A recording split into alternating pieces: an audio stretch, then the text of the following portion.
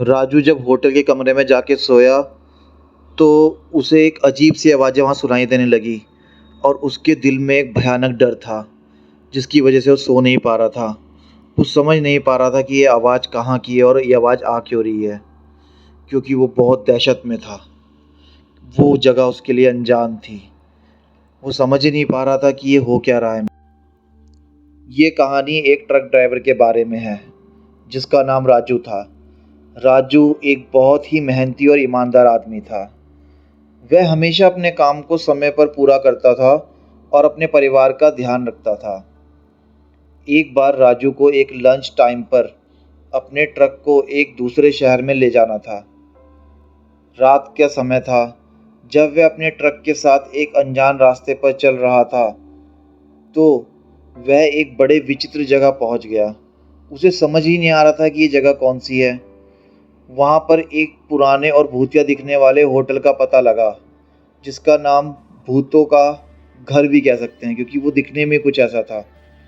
राजू थोड़ी देर दूर चला और फिर वो चौंक गया, लेकिन उसके पास कोई और अन्य विकल्प नहीं था क्योंकि रात का समय था और वह बहुत थका हुआ था।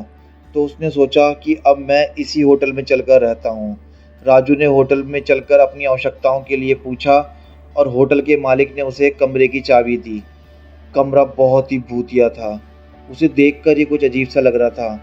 उसमें कुछ पुरानी तस्वीरें टंगी हुई थी जो देखने में काफ़ी डरावनी लग रही थी।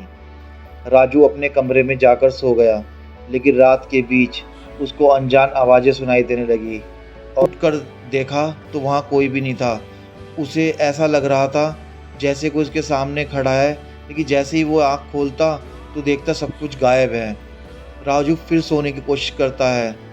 जैसे ही वो आंखें बंद करता है उसको ऐसा लगता है कोई सुख-सुखाहट की आवाज़, कुछ ऐसी आवाज़ आ रही है।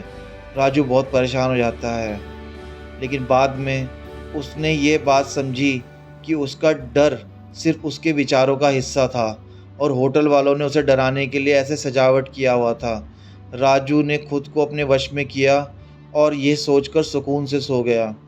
सुबह होते ही वह वही समय बाहर निकला जब ताज़ा सुबह की रोशनी आई और वह अपने ट्रक के साथ अपने सफल सफ़र पर दोबारा निकलने के लिए रवाना हो गया।